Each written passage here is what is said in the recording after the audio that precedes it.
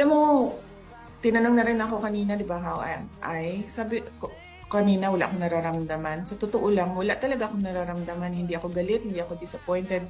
Nothing at all. Kasi pointless naman na mag, mag-harbor ako ng feelings about what happened. Hindi na siya maibabalik.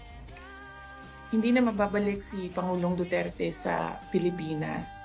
So what we should do as a country is move on from what happened.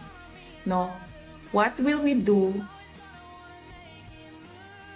as our ways forward as a country and as a people from what happened? Magalit man tayo, walang papupuntahan yung galit natin. Dahil hindi naman yan sila papanagutin ng pamahalaan eh.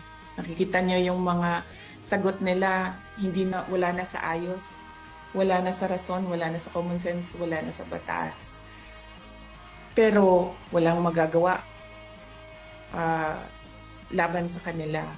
So we should move forward from what happened, and the country should decide, the people should decide saan ba tayo papunta base sa nangyari.